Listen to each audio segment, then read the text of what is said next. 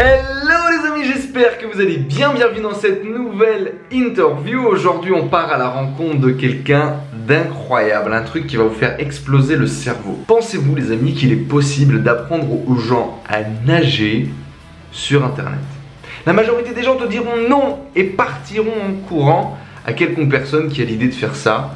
Et pourtant, Thomas et Camille ont réussi à créer un business sur internet pour apprendre aux gens à nager. En plus de ça, ils ont dépassé 100 000 abonnés sur YouTube. Ils ont fait un tour du monde pour aujourd'hui s'installer en Estonie. Dans cette vidéo, tu vas encore une fois pouvoir te mettre dans les baskets, rentrer dans la tête d'un entrepreneur 2.0 complètement différent qui a décidé de faire ce qui était impossible pour la majorité des gens et qui a réussi. Bien évidemment, comme d'habitude les amis, si vous voulez plus d'interviews inspirantes, laissez un énorme like en dessous de cette vidéo, abonnez-vous à cette chaîne YouTube et on se donne rendez-vous juste après. A tout de suite.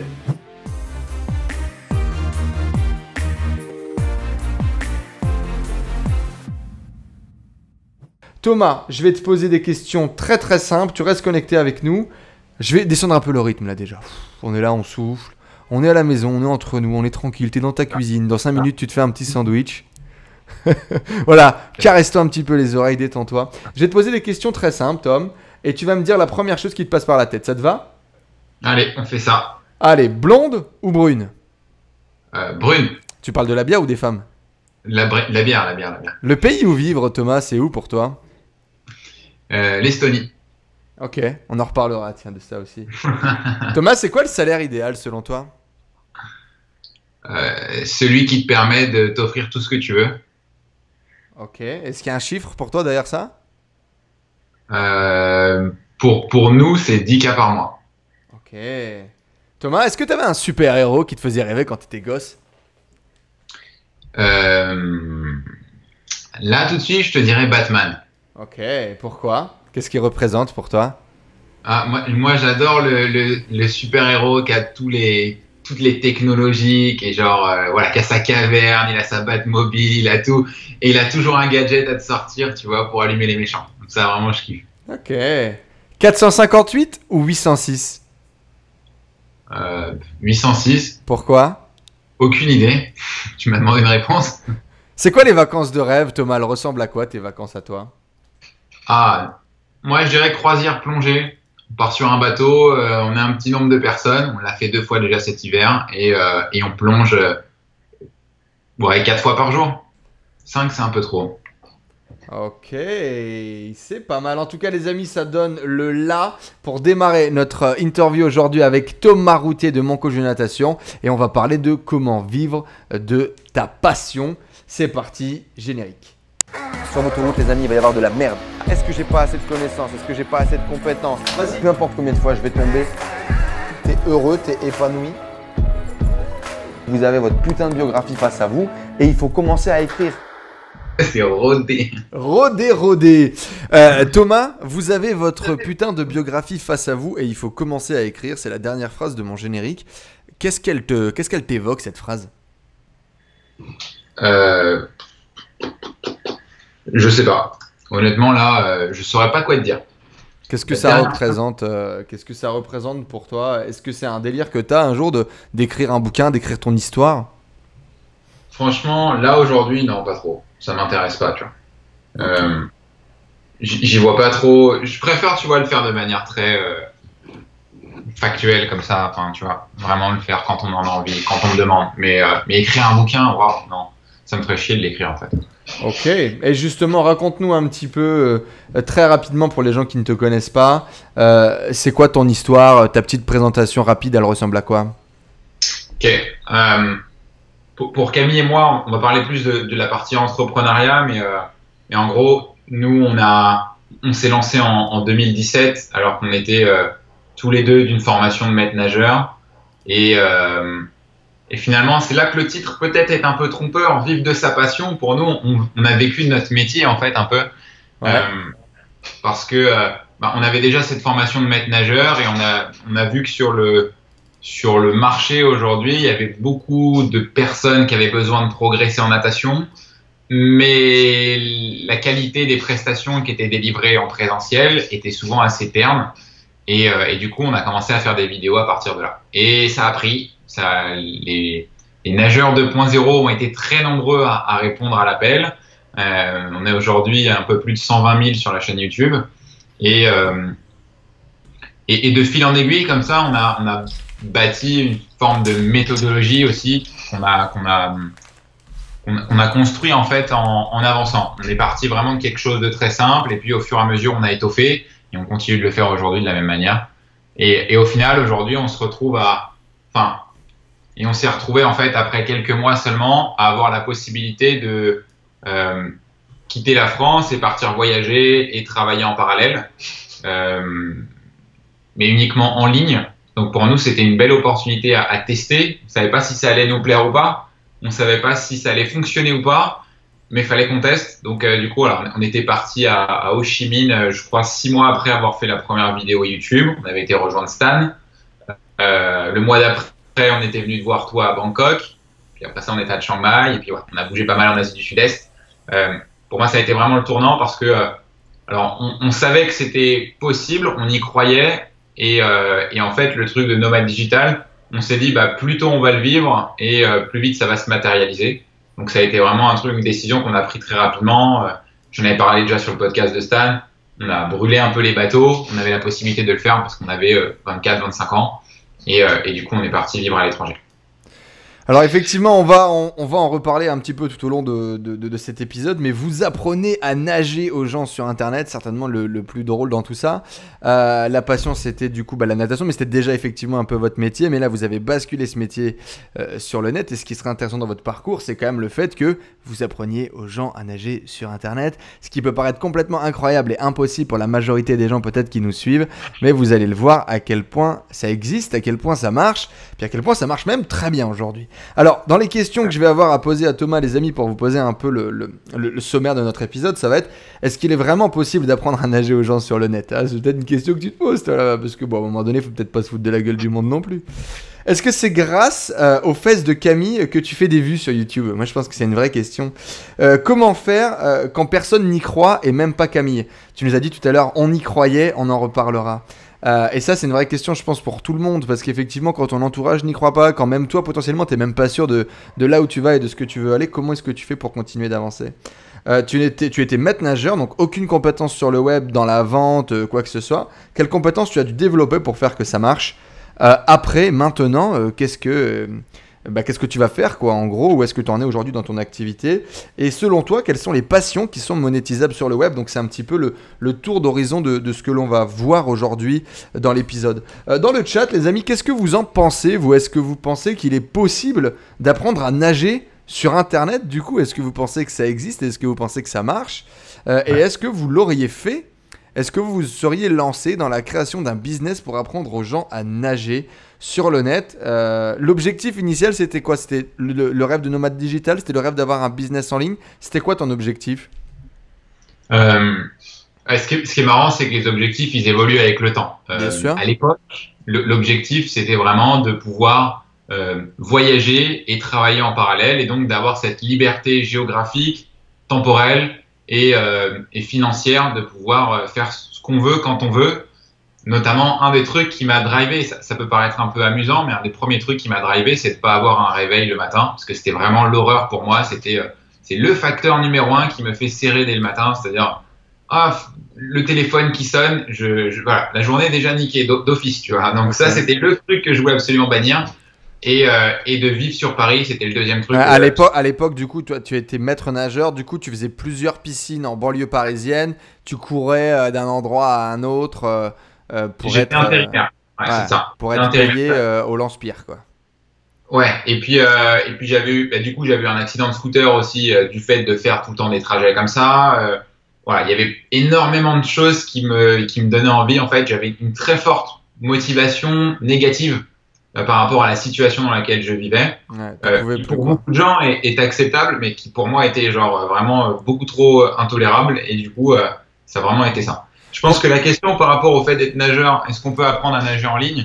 Dans les commentaires, il y a quelques nageurs 2.0, donc ils vont tous te dire oui, mais d'office et de base, je pense que l'idée d'apprendre à nager en ligne, c'est vraiment une idée de merde avec le recul. je pense qu'il y a des opportunités, des possibilités de faire des choses qui sont beaucoup plus faciles et beaucoup plus accessibles. Et que ça a été un énorme défi à relever. Si c'était à refaire, je le referais. Mais c'est de loin une idée assez pourrie. Mais avec une bonne exécution, on s'en sort. Ouais, on pourra en reparler effectivement, mais beaucoup de barrières à l'entrée, et c'est peut-être aussi justement ça qui vous a permis aujourd'hui de construire quelque chose où vous êtes numéro 1 aujourd'hui sur le marché. Mais ça, on en reparlera par la suite. Pour un peu mieux te découvrir et te connaître, c'est quoi ton super-héros à toi? Si tu étais Batman, ton super pouvoir à toi, ce serait quoi? J'aime bien la Batmobile, moi. Moi, c'était ça le truc, tu vois. Tu t'arrives et en fait, tu vois, les méchants, ils sont là, ils sont en train de se bagarrer, etc. Et toi, t'arrives en mode char d'assaut, tu vois. C'est le Blitzkrieg. T'arrives, tu défonces tout et tu regardes tout le monde enfin, tout le monde est choqué et toi, tu repars après like a boss, tu vois. T'as tout déchiré, tu peux repartir aussi. Et quel super pouvoir? J'adore vraiment cette méthode Quel super pouvoir t'as développé toi aujourd'hui dans ta vie, dans ton business? Moi, je pense le super pouvoir, le truc que j'ai vraiment le plus travaillé, le plus développé, c'est la persuasion. Pour moi, c'est vraiment l'argument numéro 1 qui fait aujourd'hui que demain, si tout s'arrête, je peux repartir de zéro dans absolument n'importe quel domaine. Je sais que je vais retrouver quelque chose. Parce que, en fait, la persuasion, donc il y a beaucoup de choses qui en découlent, notamment la vente. Mais vendre, c'est vendre tout. Tu vois, c'est vendre une idée, c'est vendre un projet, c'est vendre bien entendu des produits, et ça c'est le truc le plus évident, mais en fait tout a toujours besoin d'être vendu et la persuasion c'est un outil qu'on utilise en permanence, même quand tu es avec tes potes et que tu es en train de discuter d'une idée, tu vois, si tu veux leur présenter la manière de plus pertinente possible, il faut être bon en persuasion. Et aujourd'hui, moi je sais que c'est la compétence numéro 1 que j'ai développée et que j'avais, mais alors pas du tout, je partais vraiment de zéro dans ce domaine-là. Et j'ai vraiment dû me remettre énormément en question à ce sujet-là et je continue de le faire et je pense que c'est le truc sur lequel je m'éclate le plus aujourd'hui. Ok, c'est très intéressant. Hier, on a eu du coup sur le podcast Dushan qui nous partageait exactement fidèlement la même conclusion de ses 12 ans sur le web. La persuasion. Alors pour tous les gens qui sont connectés avec nous, bah, vous en faites ce que vous voulez, hein, mais bon, 2 personnes sur 2 jours, à un moment donné, il y a peut-être quelque chose à en tirer. Et comment est-ce que tu as découvert ça en tant que maître nageur? Je suis pas persuadé que tu étais expert en persuasion. Comment est-ce que ça t'est venu finalement ce super pouvoir de la persuasion? Bah, en fait, j'ai pas eu le choix. Je voulais apprendre à nager aux gens en ligne avec des vidéos. Moi, j'y croyais, j'étais convaincu que c'était possible. Le truc, c'est que j'étais tout seul. Donc, même Camille, comme tu l'as dit, elle y croyait pas. Donc, il fallait qu'autour de moi, je parvienne à persuader absolument tout le monde que cette idée, elle fonctionne, même si, à prime abord, elle est quand même assez pourrave. Et donc ça, bah, j'ai été en fait contraint et forcé de devoir apprendre la persuasion et de compenser le gap qu'il pouvait y avoir entre l'idée de départ et la perception que peuvent en avoir les gens et finalement le résultat et moi la vision que je peux avoir pour la transmettre aussi à tout le monde. Et ça fonctionne avec nos clients, mais ça fonctionne aussi avec mon équipe, avec Camille. Et donc voilà, j'ai vraiment besoin de transmettre cette vision et il faut vraiment être bon en persuasion dans ces cas-là parce qu'elle n'est pas forcément évidente de prime abord. Alors, je viens de mettre à l'écran du coup 2 des miniatures que j'ai piquées sur la chaîne. Alors la première c'est plongeon raté avec Camille comme ça, la bouche ouverte et un petit emoji, on sait pas trop ce qui se passe mais ça a l'air vraiment traumatisant. Et la deuxième c'est toi avec une tête très particulière où on voit que tu joues avec tes lunettes et c'est 4 astuces anti-buée. La persuasion aujourd'hui, on la retrouve à quel endroit et où ça dans ton business? On la retrouve partout. Enfin, pour moi, la persuasion, elle est autant en termes de captiver l'attention. Donc là, pour le coup, avec les miniatures, c'est un bon exemple parce que on voit que une miniature, son objectif, c'est avant tout d'attirer l'œil. Et puis ensuite, éventuellement, avec le titre et ce qui est écrit dessus, ça va peut-être donner envie de faire cliquer. Donc là aussi, il y a un travail de persuasion. Ça va être dans la vidéo en elle-même, puisque on ne vend pas en fait directement dans nos vidéos. Ce qu'on vend dans nos vidéos, c'est des idées, c'est des solutions, c'est des méthodes, c'est des choses à tester. Et du coup, ça aussi, on doit le présenter de manière suffisamment intéressante pour donner envie d'essayer. Donc là aussi, il y a un travail de persuasion derrière ça. Et ensuite, plus loin dans notre, si on veut, dans notre funnel de conversion, alors pour être plus simple, dans notre parcours client, il va y avoir aussi un énorme travail de persuasion dans nos emails, il va y avoir un travail de persuasion dans nos lives, il va y avoir un travail de persuasion dans nos pages de vente, dans nos vidéos de vente. Voilà, la persuasion, elle est partout. Et même une fois que les clients sont devenus clients, et nos nageurs 2.0, tous les week-ends, tu vois, tous les dimanches, on fait un live avec eux, on doit aussi leur vendre les solutions. Parce que quand je fais une analyse vidéo, par exemple, de nos nageurs, je dis pas seulement il y a ça et ça qui vont pas. J'explique, je persuade, je donne les clés pourquoi ça ne fonctionne pas, les grands principes, les mécanismes. Parce que quelqu'un qui comprend pourquoi ça ne fonctionne pas, il a beaucoup plus envie ensuite de venir le corriger avec le quoi, le comment et l'exemple. Tu vois. Ok, ça a été ton tunnel finalement de fonctionnement, ce que tu as créé autour de la chaîne pour que ça fonctionne, quoi. C'est ça. J'étais en train de mettre du coup une photo de toi et moi là quand on était à Bali dans des villas magnifiques, Gria Villa sur les hauteurs de Hamed, quand on est justement parti plonger. Qu'effectivement, bien évidemment que ça a donné des opportunités, hein, la création de ce business. Tu le disais, notamment le fait de partir en Asie, et c'est là qu'on a eu l'occasion de passer un petit peu de temps ensemble, et j'ai eu l'opportunité du coup de découvrir et de voir ce business grandir. Thomas, à la question pourquoi est-ce que tu fais ce que tu fais aujourd'hui, tu répondrais quoi? Je le fais parce que j'aime ça. Et d'ailleurs, ça c'est peut-être un des plus gros déclics que j'ai eu ces derniers mois, on va dire ces 12 derniers mois, parce qu'au départ, la motivation principale c'était je le fais pour être libre, ça je te l'ai dit tout à l'heure, et puis au bout d'un moment cette liberté tu l'as acquise, et si tu restes toujours sur ce même levier motivationnel, ça va commencer à être compliqué. Enfin, le seul truc qui va te faire bosser le matin c'est la volonté, parce que notre cerveau, qu'on le veuille ou non, il s'habitue vite.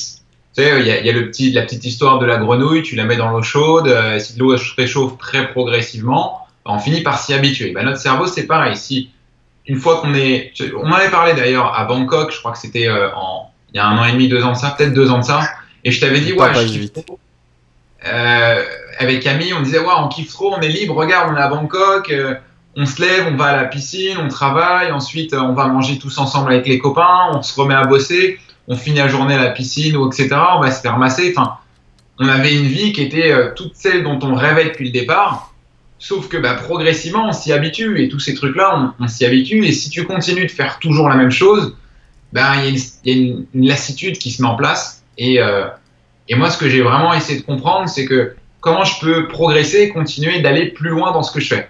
Et un des premiers trucs que j'ai remarqué, c'est que dans mon activité en tant qu'entrepreneur chez mon coach de natation, il y avait des trucs que j'adorais faire, il y a des trucs qui me barbaient, il y a des trucs qui me saoulaient, tu vois.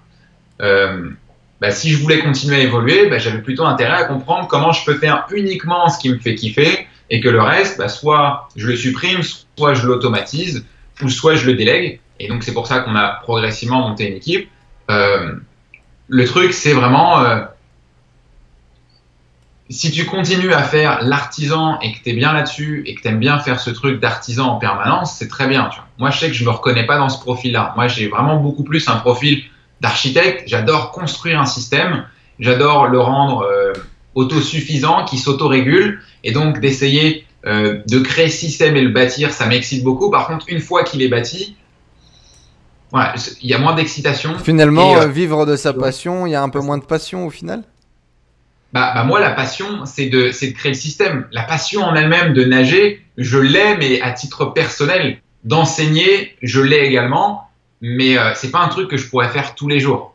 C'est vraiment dans ce truc des valeurs, et puis on évolue, je pense, avec le temps, mais je pourrais pas faire... Enfin, sinon, j'aurais fait coach de natation en club, tu vois. Tous les matins, tu te lèves, t'as tes gamins, tous les soirs, tu les as, t'es en week-end, tu pars en compète, tu pars en stage pendant les vacances. Si tu kiffes la natation, c'est vraiment le meilleur job. Et mon coach de natation, ça aurait pas été le meilleur job possible, parce que bah, il faut passer du temps sur l'ordinateur, il faut envoyer des mails, il faut. Oui, il y a toute une autre facette, finalement, tout un back-office qui est complètement différent. Alors, effectivement, aujourd'hui, mon coach de natation est devenu une vraie entreprise avec un chiffre d'affaires conséquent, avec du contenu créé en permanence, avec plus de 110 000 abonnés sur la chaîne YouTube, 118, je crois, c'est ça? Ouais, 118, 120, un truc comme ça. 120 000 abonnés sur la chaîne YouTube, on va en parler dans quelques instants. Mais du coup, avant ça, est-ce que tu pourrais nous dire, est-ce que c'est vraiment possible d'apprendre aux gens à nager sur le net? Bah, ouais, on l'a fait. Enfin, moi j'y croyais et les gens l'ont démontré. Donc, les nageurs 2.0 l'ont démontré. On peut apprendre, on peut progresser et on peut même devenir très très bon et aller au championnat du monde amateur de triathlon ou d'Ironman grâce alors en partie à mon coach de natation et nos conseils, mais surtout grâce à leur mise en place, tu vois. Mais oui, on peut faire tout ça. Par contre, c'est loin d'être évident et nous, c'est un travail qu'on continue. En fait, on a un énorme effet cumulé là-dessus parce que cette méthode, on la développe et on l'améliore depuis déjà 3 ans et on est plusieurs à réfléchir dessus et en permanence, toutes les semaines, voilà, on ajoute, on améliore. Ce qui fait qu'aujourd'hui, c'est un peu notre château fort, c'est-à-dire qu'aujourd'hui, il n'y a aucune méthode de natation qui soit aussi aboutie que la nôtre sur le marché francophone.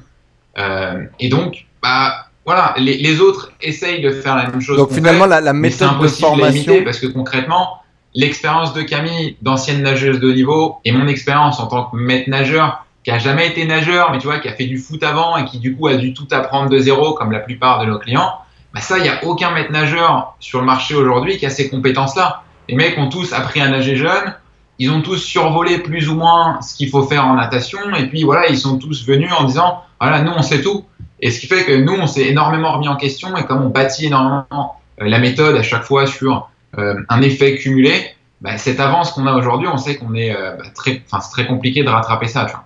Et donc, selon toi, c'est vraiment la méthode qu'il y a derrière, la formation, le raffinage. C'est ça qui fait vraiment la force finalement de mon coach de natation aujourd'hui? En termes de résultats, ouais. En termes de résultats sur nos nageurs, ouais, absolument. Après, en termes d'attraction ou de, comment on appelle ça, de trafic ou de oui, ces choses-là, c'est différent. Ouais. C'est assez différent. Mais en termes de qualité du produit, bah, c'est le travail finalement. Il n'y a pas de mystère. C'est le travail et la remise en question. Hein. Pas d'argent facile au tout début, tu l'as dit. Est-ce qu'on peut vivre de sa passion? Est-ce qu'on peut gagner de l'argent sans, tu vois, sans trop faire d'efforts? Difficilement. On va se mentir. On va en parler dans tous les cas juste après. On va parler également de est-ce qu'il faut finalement avoir les fesses de Camille pour pouvoir faire des vues sur YouTube. Mais ça paraît hyper important. Tu l'as mis dans le générique, tu le mets dans les miniatures, tu le mets partout. On va en parler.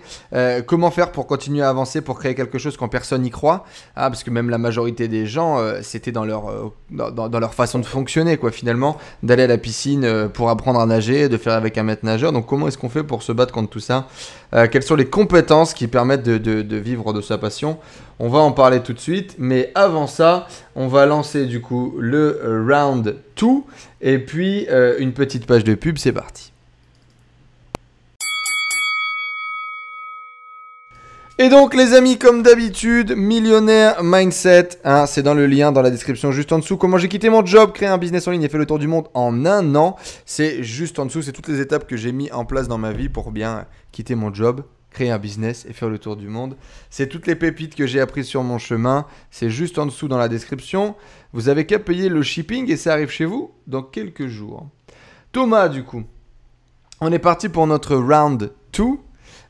Merci d'être avec nous en tout cas et de répondre en toute transparence à nos questions. Je suis persuadé que ton retour d'expérience va aider beaucoup de gens, soit qui veulent se lancer sur un business passion, parce que finalement tu vas être un petit peu vivre de notre passion français, parce que ton homologue est canadien et c'est un des seuls quasiment, ou un des plus gros en tout cas, qui parle de vivre de sa passion. Et il y a peu de contenu finalement là-dessus, parce qu'il y a peu de marketeurs qui ont réellement réussi finalement à lancer des business sur des passions. Je pense à notre ami qui a fait un truc sur le jardinage là. Je pense à quoi d'autre? Pas grand chose. On a quoi? On a un peu le tennis, on a un peu d'autres sports. Le golf. Le golf. Le premier, ouais. Et après, sur la passion, Alors, quand on parle de passion, est-ce qu'on parle de passion ou est-ce qu'on parle de loisir? Parce qu'on peut être passionné de marketing et du coup, on a un business passion, tu vois. Ouais, mais effectivement, on vend de l'argent, on vend du résultat. Moi, je parle vraiment de passions qui, entre guillemets, n'ont pas d'incidence directe sur de l'argent, tu vois. Tu vois, la natation, les gens, ils apprennent vraiment ça parce qu'ils kiffent, tu vois. Alors, t'en as quelques-uns qui vont faire de la compétition, mais je pense que t'as aussi beaucoup de nageurs amateurs qui veulent juste s'améliorer en natation. C'est comme, moi, je me souviens quand on était dans le mastermind de Stan à l'époque, justement, à l'époque, on était en voyage à Bali, là, où il y avait une nana qui lançait un business sur le tricot, etc. J'ai toujours trouvé ça assez incroyable. Du coup, Thomas, est-ce qu'il faut être en duo? Et est-ce qu'il faut avoir une nana pour faire des vues sur YouTube? Tu as mis les fesses de Camille dans le générique, tu as mis Camille sur toutes tes miniatures. Est-ce que ça fait un vrai boost? Il y a une petite nuance. J'ai mis Camille dans le générique, c'est toi qui regardes ses fesses, du coup. Est-ce que c'est vraiment une arme secrète? Est-ce qu'on doit tous savoir notre Camille?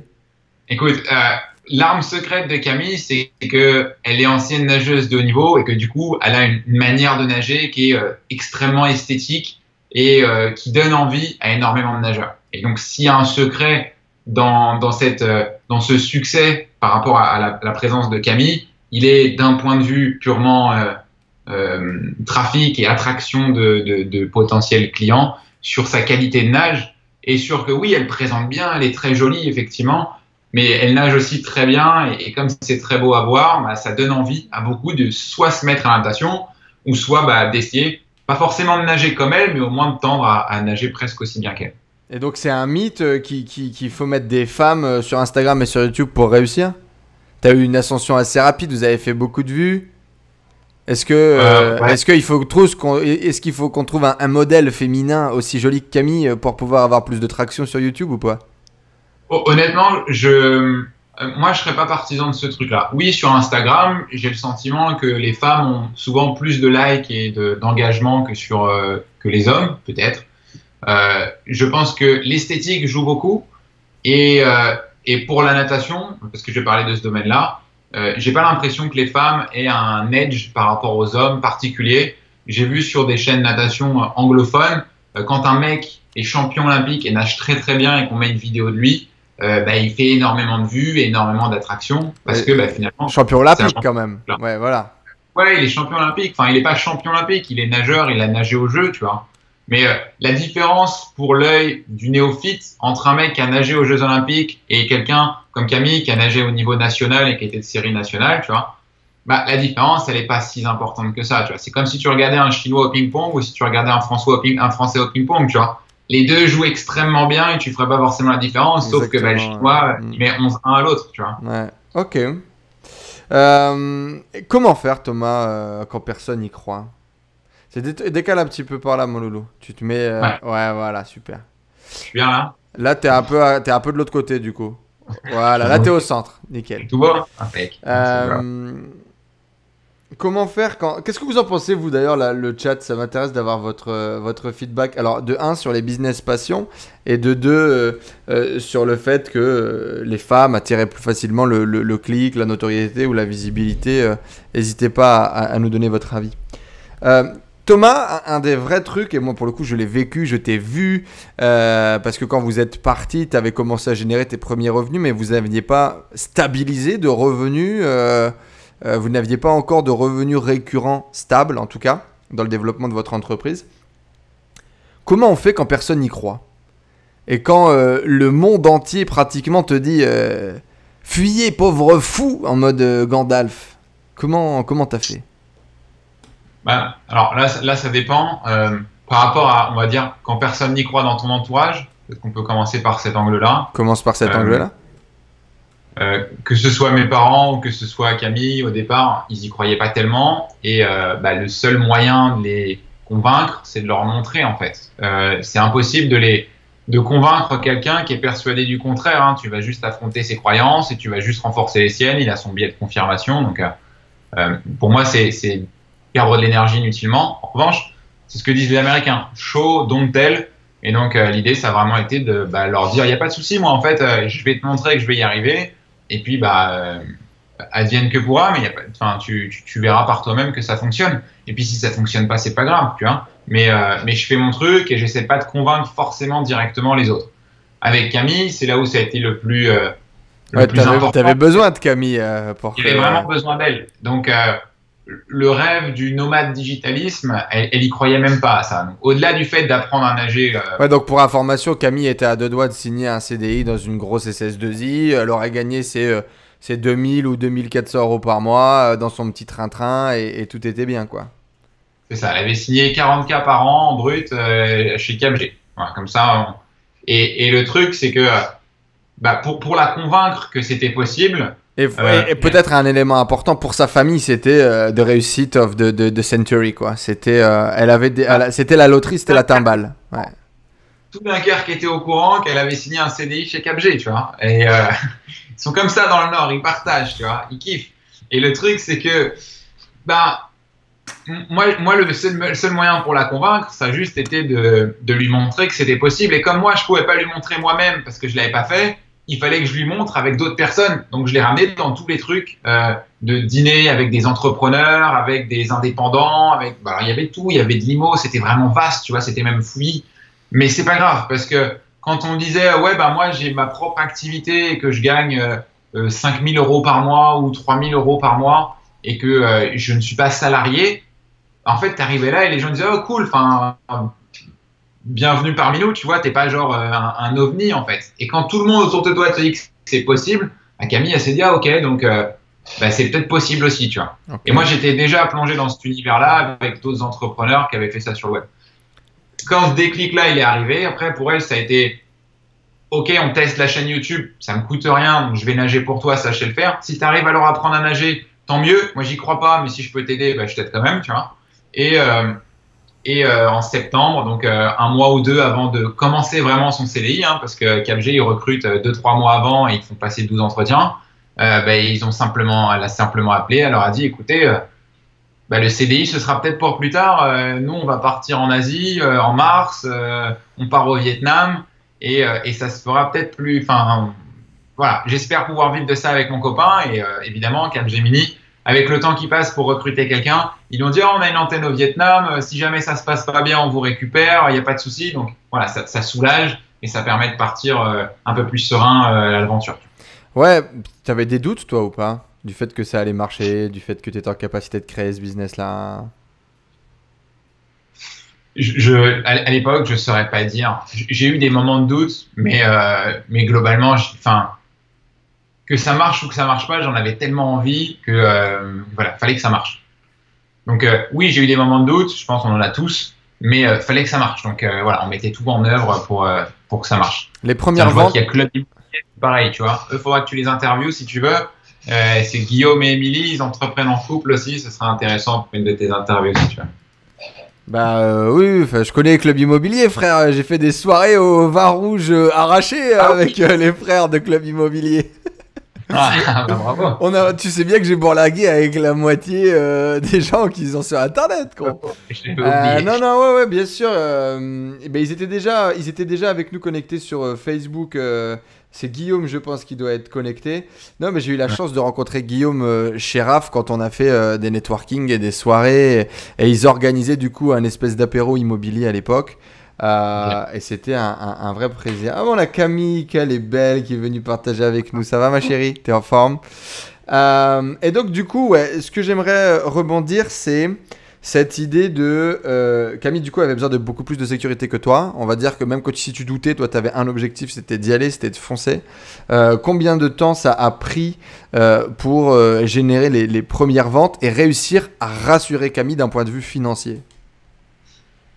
Alors, il y a eu un décalage du coup entre les deux assez important. Les premières ventes, je crois qu'on a fait au bout de 90 jours. Donc, on s'était fixé cet objectif-là de lancer un premier produit après 90 jours. On a dû en lancer deux quand même parce que le premier a été un flop, on n'avait pas fait de vente, donc ça a été le deuxième. Ça a débloqué un premier truc mentalement de mon point de vue et de celui de Cam, c'est-à-dire que c'est possible. Voilà, on peut vendre de la natation en ligne. Bon, après, il faut délivrer et construire la méthode pour aider les gens, mais il y a des gens qui sont prêts à acheter un produit en ligne sur la natation. Ça, c'était un truc important et ça a été un levier important à débloquer. Combien de temps pour avoir ça? 3 mois. Voilà, au bout de 3 mois après la première vidéo. Donc on a essayé Ça a été d'aller rapide vraiment déjà quand très même vite. finalement. Ouais, en fait, on a essayé de tester très vite. Donc ça, c'est la méthode du déclic de Stan. C'est tu crées ta formation, tu avances, tu crées ton contenu, tu essaies de créer un peu d'attraction et de trafic autour de ça. Et puis rapidement, tu lances une première offre pour tester si le marché a envie et ça les intéresse ou pas du tout. Et dans un second temps, là où pour Camille, c'est vraiment venu genre oui, ça fonctionne et ça marche. Je crois que ça a été au mois de février, donc on va dire 6-8 mois après ça, où j'étais hospitalisé parce qu'on revenait d'un séjour en Afrique et j'avais chopé un parasite chelou là-bas. Et malgré ça, malgré que j'étais à l'hôpital, il y a des ventes qui tombaient. C'est-à-dire que c'est ce jour-là où on a réussi à complètement décorréler le principe du travailler et construire un système. Ouais.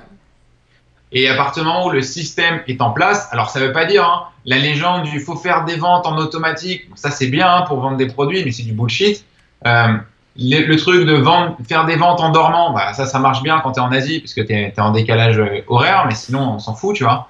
Non, l'idée c'est vraiment de bâtir un système qui te permet de délivrer un produit, même si toi, bah, tu n'es pas directement derrière au moment T, tu vois. Donc vraiment de décorréler le fait que tu mets des heures de travail et de l'autre côté que tu as un produit. Tu prends beaucoup de pincettes et tu tires sur beaucoup de promesses qui certainement t'ont été vendues par le passé. Est-ce que tu as eu une désillusion entre le rêve qu'on t'a vendu de vivre de ta passion et de la réalité aujourd'hui, 2 ans après avoir réussi à bâtir un business? Oui. Tu m'entends? J'ai pas entendu ta question. Ouais, est-ce que tu peux répéter la question? T'as sauté un peu. Je disais, tu tires beaucoup à vue sur beaucoup de promesses certainement qu'on t'a fait par le passé quand tu t'es lancé. Est-ce qu'il y a eu une vraie désillusion entre le moment où tu t'es lancé et aujourd'hui, 2 ans après avoir bâti un vrai système, un vrai business? Alors de désillusion, je sais pas. En tout cas, il y a eu des trucs. Enfin, il y a les leviers les plus évidents et les plus grossiers sur lesquels la plupart des gens tirent. Genre faire de l'argent facile, gagner de l'argent en automatique sans rien faire. Pour toi, ça n'existe pas, ça? Bah, peut-être qu'il y a des gens qui y arrivent, mais ce que je constate, c'est que les gens qui ont du succès et qui sont autour de moi, il n'y en a aucun qui sont des branleurs et qui foutent rien et qui prennent de l'argent en automatique à rien faire. Moi, j'en connais pas. Et aujourd'hui, moi, un peu quand même. Moi, un peu quand même. Moi, je sais pas. Là, c'est vrai que ça fait longtemps qu'on s'est perdu de vue, mais moi, je te voyais bosser quand même, tu vois. Je te voyais bosser, je te voyais mettre en place des actions. Je voyais personne faire des ventes en automatique, tu vois. Oui, on gagne de l'argent et on profite d'un effet cumulé parce qu'on crée un système et parce qu'on l'améliore au fur et à mesure.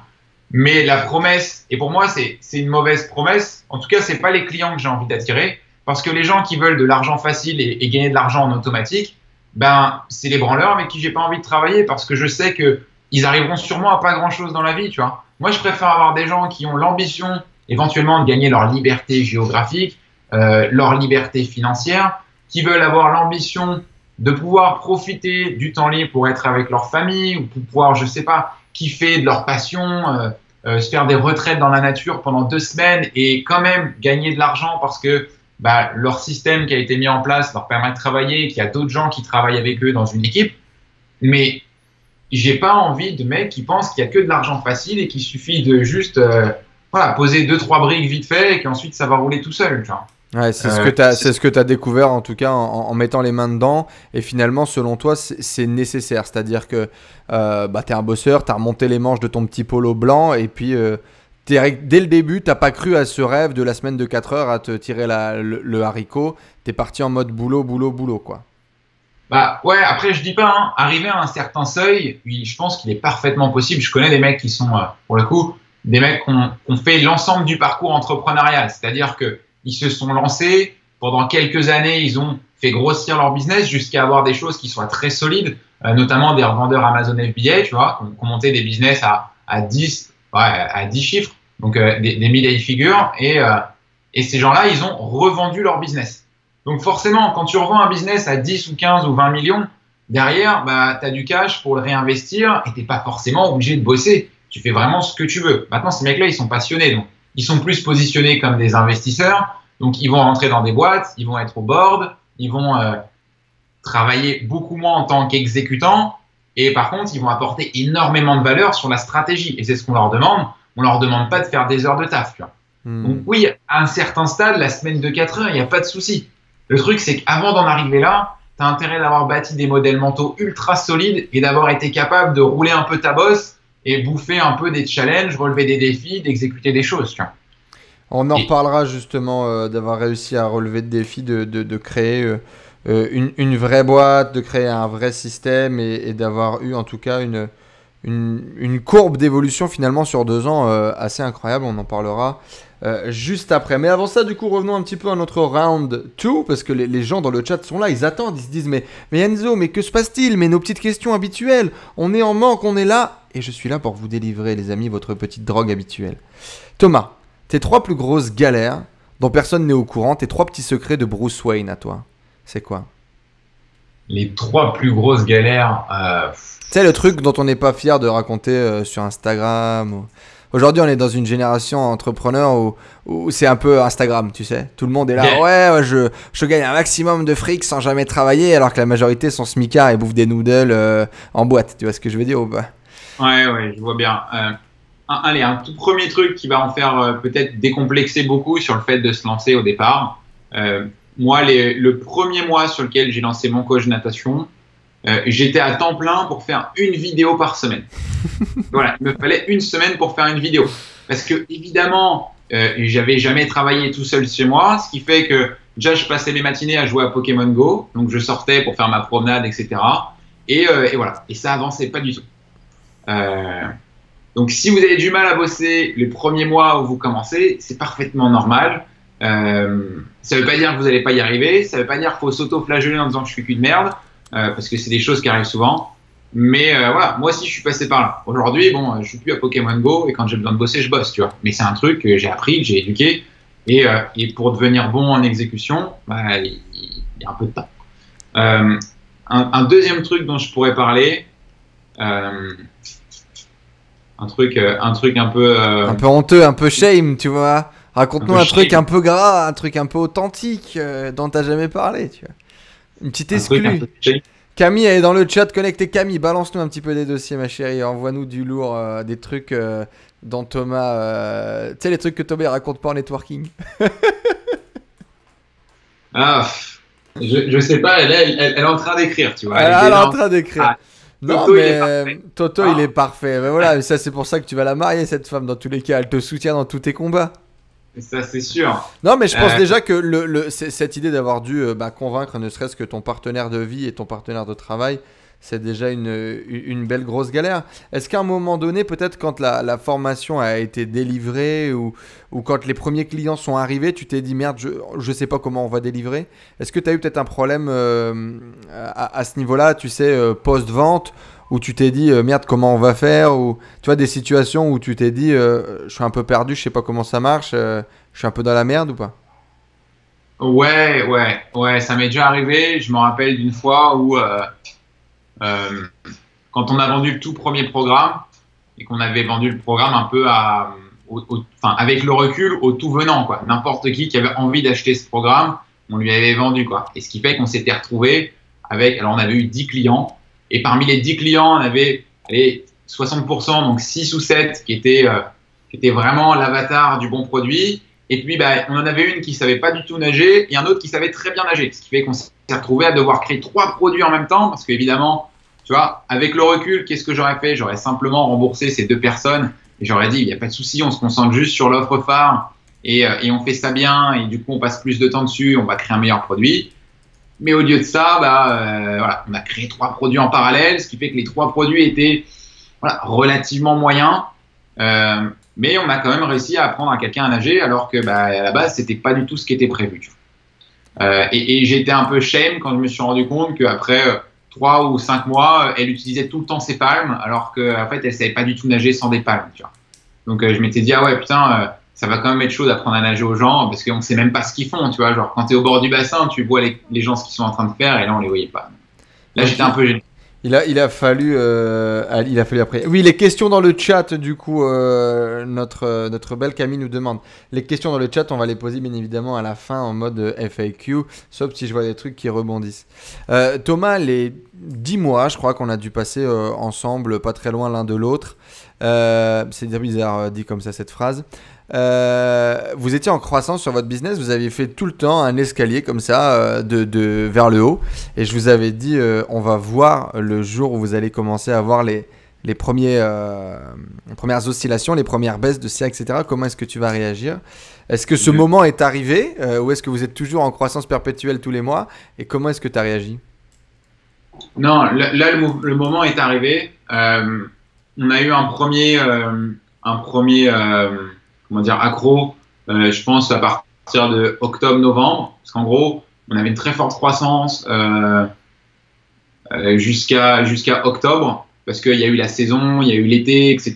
Donc on avait une très forte traction, et en plus de ça, on avait trouvé une super offre qui convertissait ultra bien, et avec des résultats géniaux. Donc du coup, voilà, il y avait cet engouement, il y avait cette énergie supplémentaire, et on avait envie de vraiment tuer le marché comme on était en train de le faire, et ça se passait super bien. Et puis l'hiver est arrivé, tu vois, donc on a un produit qui est quand même assez saisonnier, et l'hiver il y avait moins de traction, donc ça a été un peu plus difficile, surtout que forcément on avait monté un staff, on avait commencé à travailler avec plusieurs prestats, donc dans ces cas-là, qu'est-ce qui se passe? Il faut, et ça c'est un truc qu'on m'a dit et qui m'a vachement impacté, il vaut mieux prendre une décision trop tôt que trop tard, donc on a coupé dans le gras, on a commencé par virer les prestats dont on n'avait plus besoin, qui apportait pas de valeur, et puis après là avec le confinement on a eu un deuxième coup forcément, puisque les piscines maintenant sont toutes fermées, donc vendre de la natation lorsque les piscines sont fermées, c'est pas l'océan bleu quoi. Donc clairement les ventes là elles sont énormément ralenties. Alors évidemment on a rebondi, on a du e-commerce, on vient de lancer notre propre marque, donc voilà, ça fonctionne très bien, on est super heureux, les retours sont fous avec les gens. Donc, alors c'est un tout autre niveau de gestion parce qu'il faut bosser avec des fournisseurs, on n'a pas l'habitude. D'habitude, on est les seuls. Ça a commencé il y a un moment parce que ça a commencé quand on était à Bali. Ouais. Et à Bali, on avait fait marche arrière en disant ouais, ils sont trop relous, c'est galère, on fera ça plus tard. Tu vois. Et on a remis le couvert cet hiver et on s'est dit bon allez, on le fait enfin. Et du coup, on a lancé cette marque-là. Donc, on a un super retour, les gens sont ultra enthousiastes. Mais là, tu vois, pour les délais de livraison, ça va être un peu stressant parce que c'est pas nous qui délivrons le produit. Donc, il va falloir foutre la pression aux fournisseurs, etc. Donc, je vais me battre avec eux un peu. Et oui, en termes de croissance, là, forcément, cette année, on va pas avoir les chiffres qu'on a fait l'année dernière. Et là où je pensais faire x2, x2,5, on va peut-être même faire diviser par 2, tu vois. Mais c'est OK. Je veux dire, on a largement de quoi gérer les passages et les creux comme ça. Et puis, comme je t'ai dit, j'ai bâti mon truc sur ma compétence la plus forte, c'est la persuasion. Donc, qu'est-ce que j'ai fait? À côté de ça, j'ai commencé à bosser avec un pote sur du e-commerce parce que lui est très bon pour l'histoire des produits sourcés, mais en marketing, moi, je peux apporter ma pierre à l'édifice. Et donc, je bosse sur ce projet-là en parallèle. Et j'ai pris du coaching aussi. Donc, j'ai un premier client en coaching à l'année et je vais en prendre 2 maximum en plus cette année parce que je sais que j'ai une énorme valeur ajoutée à apporter. Il y a des gens qui ont déjà un business qui est en place, mais qui veulent accélérer. C'est le truc qu'on a fait l'année dernière. Tu vois, la plupart des gens, ils stagnent entre 50 et 80 000 euros par an, tu vois, et ils n'arrivent pas à faire plus. Voilà, il y a des modèles mentaux qu'il faut supprimer, il faut passer à autre chose pour parvenir à retrouver de la croissance dans ce niveau-là. Et pour aller jusqu'à 800, 1 million, il y a des modèles mentaux qu'il faut changer. Tu vois. Donc, après, au-delà, c'est encore d'autres modèles mentaux, des modèles mentaux que je maîtrise pas. Donc, j'ai pas envie de. En fait, moi, je suis vachement mal à l'aise avec le fait de vendre des trucs que j'ai pas fait ou sur lesquels je suis pas compétent. Tu vois. Donc, moi, tout ce que je fais ou tout ce que je vends, je l'ai déjà vécu. Et je l'ai déjà expérimenté. C'est quand même beaucoup plus simple en effet pour vendre en général. Exactement. Et du coup, tu vois, si là on va diviser par 2 peut-être notre activité, je rebondis sur ce que dit Guillaume, sur mon coach de natation, je sais que moi à côté de ça, je vais pouvoir développer des activités parallèles parce que j'ai aussi moins de travail là-dessus. On a automatisé certaines choses et puis parce que ma vision aujourd'hui, c'est que le business mon coach de natation, c'est un business qui va continuer de grossir avec moi, mais de moins en moins avec moi. Et, oui, il n'a pas sur besoin, lequel, en fait, aujourd'hui, il n'a pas besoin de toi ou de vous tous les jours pour avancer ce business, quoi. ouais, exactement. Et puis, il a encore besoin de moi, mais j'aimerais qu'à terme, il ait plus besoin de moi. Tu vois. Donc aujourd'hui, alors, pour finir par rapport à l'autre question de Guillaume, c'était est-ce qu'on va le vendre? Ça me paraît compliqué vu qu'aujourd'hui, il y a nos têtes dessus. Et moi, je vois mal comment je peux vendre un business qui a nos têtes dessus. Éventuellement, s'il y a quelqu'un d'autre qui reprendra le flambeau, mais on peut faire une transition comme ça. Mais pour le moment, c'est pas à l'ordre du jour. Ouais, moi je vois bien mon coach de natation toujours là dans 10 ans. Alors, soit avec une vision, et on en avait déjà parlé de toutes les évolutions potentielles que vous pouvez développer, ou soit comme ça, continuer à développer la communauté tranquillou bilou avec une grosse formation, quelques petites formations, des produits à droite à gauche, effectivement en mode semaine de 4 heures sur ce business, quoi. Ouais, et puis surtout avec une équipe de coachs et des coachs qui sont formés à la méthode et qui vont en fait transmettre ma vision, tu vois. Et c'est déjà ce qu'on est en train de faire avec Blandine qui est dans notre équipe. Et donc, c'est vraiment l'idée, c'est que j'ai bâti le truc initial, mais j'ai envie que le flambeau, il avance sans moi, tu vois. Parce que la natation, j'aime ça, mais j'aime beaucoup moins ça que plein d'autres choses. T'es plus entrepreneur que coach de natation aujourd'hui, quoi. Clairement. Ouais, clairement, ouais. Ouais, clairement. Moi, ce qui m'éclate dans mon coach de natation, et si j'ai continué comme ça, c'était le côté entrepreneuriat et c'était pas le côté natation finalement. Quelles compétences du coup tu as dû développer pour que ça marche? Tu nous as parlé de la persuasion déjà. Est-ce que tu pourrais aller un petit peu plus en détail et nous dire vraiment le 80-20 des trucs sur lesquels tu as dû bosser qui aujourd'hui ont un retour sur investissement qui t'a permis de monter un business jusqu'à plus de 200 000 euros sur une passion? Ouais, la persuasion, donc c'est le truc numéro 1. Donc en dessous de la persuasion, il y a toutes ces choses, la vente, le copywriting. Alors moi, je parle même de copywriting, que ce soit dans du contenu gratuit ou payant, hein, parce que une vidéo ou du contenu qu'on va mettre sur un article, ça a besoin d'être copyrighté. Ça, c'est selon toi, c'est le focus numéro 1. Pour moi, c'est le focus. En tout cas, c'est le truc qui manque à quasiment 99% des gens qui ont du mal. Tu vois. Parce que si tu sais pas vendre, ça va être galère en fait. Et tu peux pas vraiment le déléguer à 100%. Parce que imaginons, alors moi je l'ai fait, tu vois. J'ai pris un copywriter qui a bossé avec nous. Donc on a un copywriter avec qui on bosse depuis 1 an et demi. Mais t'as d'abord fait le trou avant de déléguer quand même. Ouais, j'ai fait le trou d'abord, donc je savais du coup ce que je voulais déléguer. Et si j'étais nul en vente et en persuasion, mes vidéos elles seraient nulles, tu vois. Et si mes vidéos elles étaient nulles, les gens ils viendraient pas. Même si derrière les emails ou n'importe quoi étaient très bien copyrightés, ça poserait un gros problème. Donc pour moi la vente c'est vraiment un aspect central. Le deuxième ce serait la stratégie, et la stratégie autant sur son business que sur soi-même, c'est-à-dire d'être vachement clair sur de quoi j'ai envie. Parce que moi je vois encore plein de gens qui font des trucs pour faire des trucs. Par exemple, ouais, je veux faire 1 million, ouais, je veux faire 10 millions, ou je veux monter un truc énorme, juste parce que tout le monde autour de lui fait la même chose, mais en fait, c'est pas ce qu'il fait kiffer, tu vois. Et ça finit par péter en vol, tu vois. Enfin, en gros, aujourd'hui, j'ai la chance d'avoir la liberté de choix de pouvoir faire ce dont j'ai envie. J'ai pas cette pression financière, temporelle ou géographique d'être coincé, de devoir faire un truc dont j'ai pas envie. Donc, puisque j'ai cette chance, autant le mettre en place. Et ça, on a peut-être du mal à le comprendre parce qu'au départ, certes, on va faire certains sacrifices, on ne fait pas que ce qu'on aime, mais progressivement, on a la possibilité de le faire. Donc, pour moi, c'est vraiment le truc numéro 1, c'est le truc qui me drive. Tu vois. Ça ne veut pas dire que j'ai pas envie de gagner d'argent. Ça ne veut pas dire que quand je vais faire un truc, je vais le faire gratuitement. Ça veut dire que je vais faire uniquement les trucs qui me plaisent vraiment, qui me font vraiment kiffer et qui me rapprochent de la vision vers laquelle j'ai envie d'aller. Tu vois. Et le reste, il faut, et c'est pour ça que je parle de stratégie, et pas seulement d'un point de vue business, c'est aussi d'un point de vue personnel. On est tout le temps tenté par 1 million de choses, on parle du syndrome de l'objet brillant ou de tous ces trucs-là. En permanence, on va être sollicité. Et mec, plus tu avances, plus tu as des opportunités de portes. Plus tu vois des opportunités partout. Ouais. Sollicité, tu vois.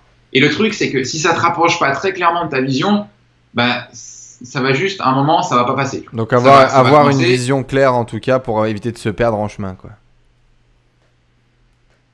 Un objectif clair et surtout de le mettre à jour régulièrement parce qu'il évolue, quoi. Thomas, t'es devenu c'est que moi, mon objectif au départ, il a grave changé. Je voulais juste être libre géographiquement. Une fois que je l'ai été, je savais pas quoi faire. J'étais perdu. Ça m'a pris 6 mois. À me dire, ah ben maintenant je veux faire 50 000 balles par mois avec la société. Ouais, mais pourquoi? Ah, bah quand le mec m'ont challengé là-dessus, mes mentors m'ont challengé là-dessus, je me suis senti con, tu vois, parce qu'il n'y avait rien derrière, c'était creux, mais. Bien sûr. Et quand c'est creux, bah, ton projet il n'avance pas, quoi.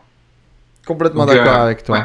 Thomas, tu es devenu un vrai boss aujourd'hui de la vidéo sur YouTube. Hein. Dans tous les cas, si vous avez déjà cherché à essayer d'apprendre à nager sur Internet, vous avez découvert les talents d'orateur et de pédagogue de Thomas. Alors, il y a ce côté maître nageur qui est resté depuis le début. Tu avais déjà ton polo, il y avait déjà ton petit fond vert, tu avais beaucoup d'idées, etc. Par contre, effectivement, il y a un vrai copywriting, il y a une vraie pédagogie. Tu as ce talent pour créer une vidéo qui fait que, de 1, on a envie de t'écouter, on apprend des choses en regardant la vidéo, et de 2, on te positionne comme étant la réponse à mon problème, tu vois. Et ça, je sais que c'est pas juste tes cheveux longs et ta belle gueule. Il y a toute une structure que tu as réussi à développer. Comment est-ce que ça marche ça et comment est-ce que tu es devenu le boss de la vidéo? Alors c'est vrai que le petit polo et le fond vert, il plaît bien parce que même nos concurrents, ils l'ont repris. Alors du coup, je leur fais coucou dans les commentaires parce qu'ils nous écoutent sûrement. Ils sont super fans de notre contenu, ils sont vachement inspirés par ce qu'on fait, donc ça fait plaisir.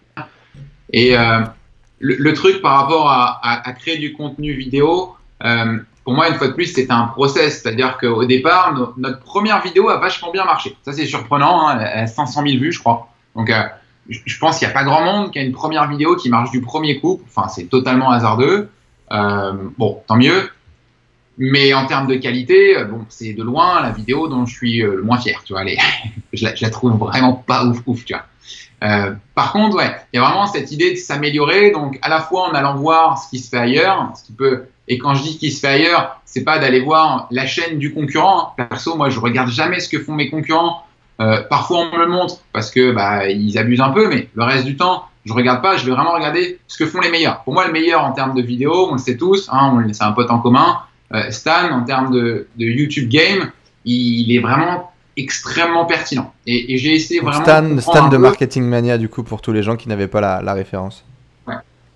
Cette idée d'arc narratif. Donc, d'en fait, de raconter une histoire dans une vidéo et de partir à chaque fois. Je vais pas faire une vidéo juste parce que j'en ai envie. Je vais faire une vidéo parce que il y a un problème auquel je vais pouvoir répondre, un problème précis, ou peut-être quelque chose que les gens n'avaient même pas encore identifié, mais quelque chose que j'ai remarqué chez quelques clients. Tu vois. Et donc ça, c'est à ça que ça sert.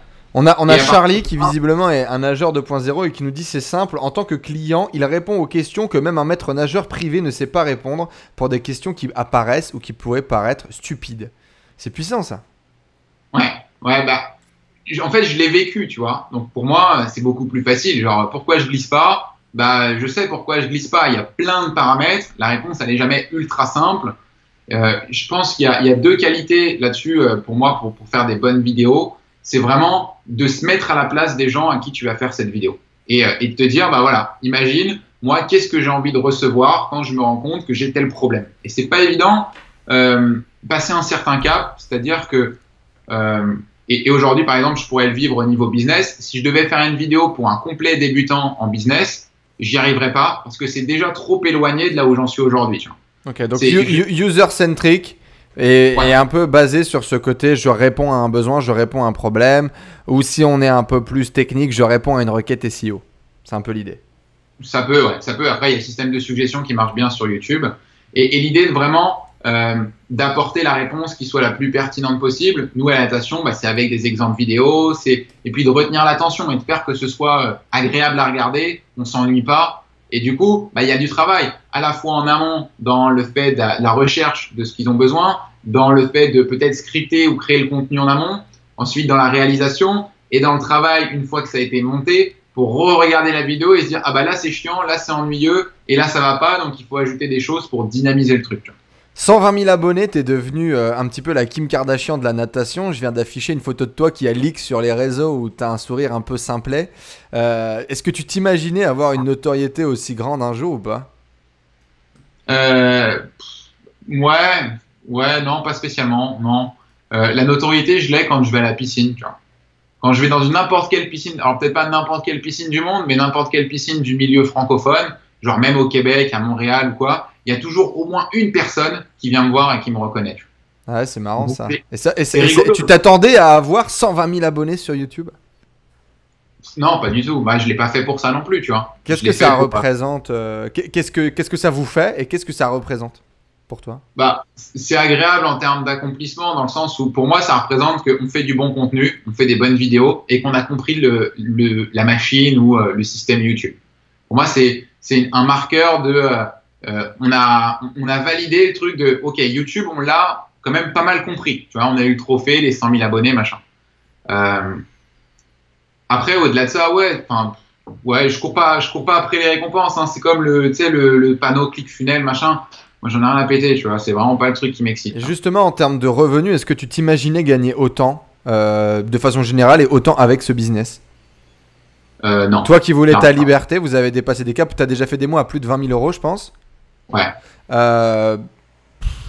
Camille, elle avait signé son truc à 40 000 euros par an brut. C'était la Coupe du Monde dans sa famille. Toi, tu gagnais quoi? Tu gagnais 2000 balles en étant intérimaire, en courant comme un fou à droite à gauche. Ouais, j'ai fait 3005. Voilà. T'as fait un pic à 3005, t'en as donné la moitié aux impôts. Aujourd'hui, vous avez fait des mois à plus de 20 000 euros. Qu'est-ce que ça change dans la vie? Comment est-ce que tu reçois ça? Comment est-ce que tu vis ça finalement? Il y a eu un Bon, ça a petit été moment progressif où, déjà, je pense qu'il faut le dire. ouais, C'est pas ça a arrivé du jour au lendemain. ça a été progressif. Mais tu vois, l'année dernière, quand on a commencé à taper des 20K, plus de 20K tous les mois, tu vois, j'ai commencé à me dire, waouh, ok, on gagne beaucoup d'argent, beaucoup plus que ce qu'on a besoin, beaucoup plus que ce qu'on va dépenser, tu vois. Et ça a été un peu en mode, ok, est-ce que je peux aller encore plus loin, tu vois. Genre en mode, jusqu'où je peux pousser la machine, tu vois. On va monter à 30, puis on va monter à 40, et puis où est-ce qu'on peut aller jusqu'à 100, tu vois. Le côté compétitif, quoi. Ouais, et en fait, c'est pas forcément un truc hyper sain. Moi, en tout cas, c'est ce que j'ai perçu parce que le fait de traîner avec des e-commerçants, c'est un peu le truc du ouais, ben nous, on a fait 140 000 balles ce mois-ci, ou ah ouais, moi aujourd'hui, j'ai vendu pour 45 000 euros de produits, tu vois. Et t'es là à te dire, bah en fait, c'est un peu un concours d'ego, un peu un concours de qui la plus grosse. Et moi, c'est pas vraiment le truc qui m'excite, tu vois. J'aime qu'on se challenge, j'aime qu'on a envie de faire avancer le projet et de forcément, hein, parce que gagner plus de CA, gagner plus de profit, c'est aussi le moyen de toucher plus de clients et de. Oui, c'est notre point à nous en tant qu'entrepreneur, quoi. Ouais, c'est un point important, mais voilà, c'est pas l'argent pour l'argent. Et après, en termes personnels, qu'est-ce que ça a changé pour nous? Moi, je peux dire que l'année 2019. Déjà, je vois que tu as toujours ton t-shirt Uniqlo, déjà. Ouais, bon, ça, tu vois, l'argent, il passe clairement pas dans les sapes, il passe pas dans les bagnoles. Nous, il passe dans les voyages, principalement. En tout cas, c'est notre source de dépenses sur laquelle on se fait kiffer. C'est notre source de kiff. L'année dernière, on a fait une année incroyable. Enfin, pour moi, j'aurais jamais imaginé pouvoir faire une année pareille. En 2019, pour citer juste rapidement, on a fait un tour d'hélicoptère à New York. Je pensais pas que c'était possible. Pour moi, c'était inaccessible. Hein. Bon, c'est pas si cher que ça, mais en gros, c'était un rêve. C'était génial. On a été voir la finale des playoffs à Toronto, qui ont été champions. On a été faire 2 croisières en Asie. On a été voir un truc à Broadway. Je sais plus. On a été en Chine. On est monté sur la muraille de Chine. Et tout ça en faisant x3 sur notre business, tu vois. Donc, pour moi, à titre personnel, c'est mon année où il y a le plus grand accomplissement. Bon, je pense que c'est juste parce qu'il n'y a pas encore eu 2020, tu vois. Mais ouais, 2020, mais il risque de se passer des choses quand même.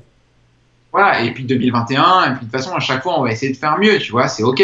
Mais je veux dire, j'aurais jamais pensé que c'était possible de se faire autant kiffer et en même temps d'avoir autant de résultats, en tout cas à notre échelle, nous, ça nous a fait kiffer d'avoir ce genre de résultats, mais de le faire voilà, tout le temps dans le mode on voyage, on bosse, on kiffe ce qu'on fait et on n'a pas l'impression, on fait un truc qui est aligné avec nous, c'est-à-dire que les résultats qu'ont nos clients. Ouais, tu vends pas de la mort, quoi. Tu vends pas des clopes, tu vends pas des. On scamme pas des gens sur Internet, c'est OK, tu vois. Vraiment. Et moi, je suis très content, très fier d'avoir pu voir votre parcours. Il faut vraiment savoir qu'au début, quand Thomas et Camille ils sont arrivés, c'était là en mode Camille, surtout Camille, qui était dans un trip. Bon, même Thomas, Camille était loin d'être fou, qui était beaucoup plus sécuritaire que Thomas. C'était oh là là, on va tranquille. Ce mois-ci, on a fait que 1200 euros de CA et tout. On y va tranquillou, bilou. Puis moi, faut savoir que j'étais dans une folie de dépenses assez incroyable. Et plusieurs fois, je me souviens, bah non, Enzo, on peut pas. non, on sort pas, on va pas là, on part pas en vacances avec toi, on va pas mettre ce magnum de champagne en soirée parce que on peut pas quoi. On a d'autres objectifs, d'autres envies et que finalement ça a toujours été et même peu importe finalement le level de revenus que vous avez réussi à développer, vous avez toujours réussi à garder un petit peu ce truc de la tête froide, de cool, de on met de l'argent de côté, d'abord on se fait kiffer mais on reste simple, quoi, tu vois. Vous n'avez pas pété de câble en termes de dépenses ou de changement de vie ou de tout ça. Non, c'est clair. Je pense que moi, c'est un truc qui est important pour moi, c'est-à-dire ce qui me fait vraiment kiffer, c'est pas, c'est des choses sur lesquelles je prends du plaisir, mais j'ai pas des goûts de luxe. On aime bien les très bons restos parce que la nourriture, c'est vraiment un truc qui nous fait kiffer, tu vois.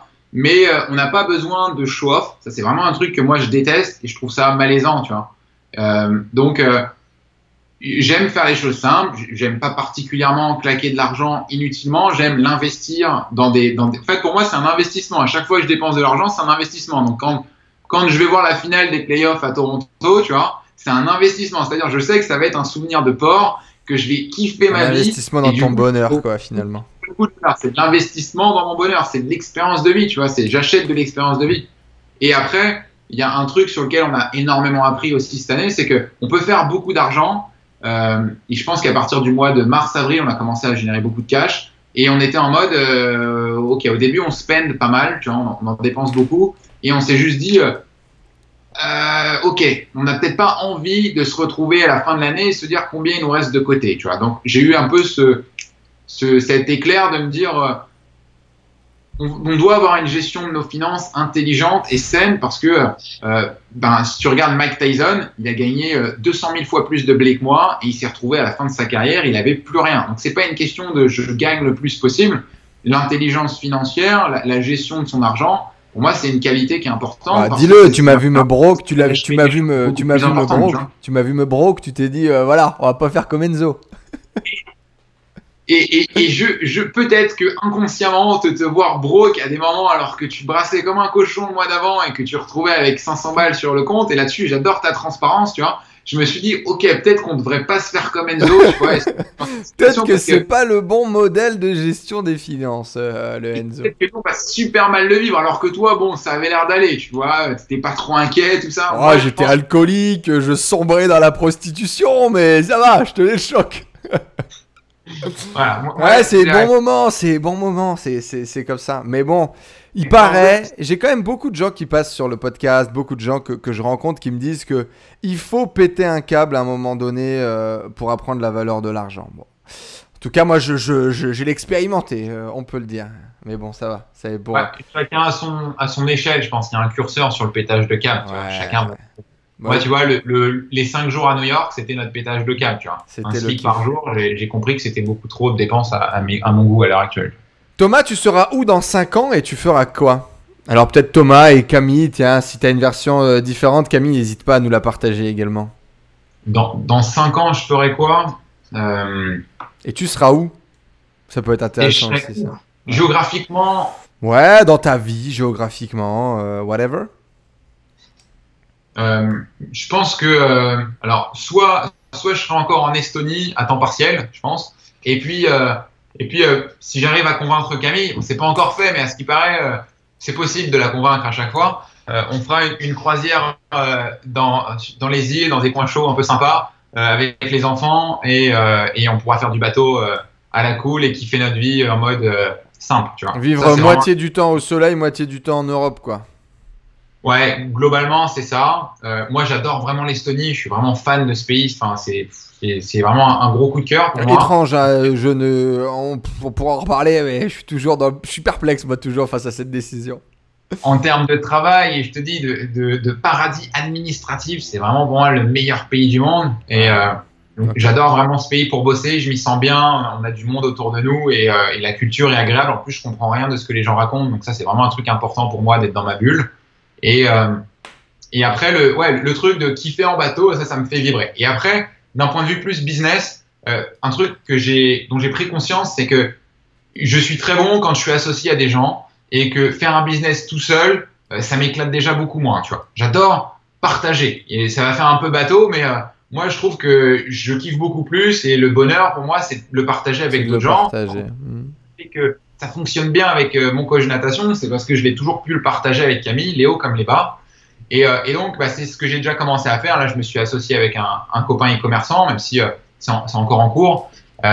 Et je sais que je vais vachement m'éclater à le faire avec des mecs que j'apprécie et avec qui je me sens inspiré. Donc, dans 5 ans, j'espère, en tout cas, je pense, je serai associé à des personnes qui sont encore plus inspirantes, des personnes probablement que je trouve intimidantes à l'heure actuelle, mais qui dans 5 ans seront mes alter ego.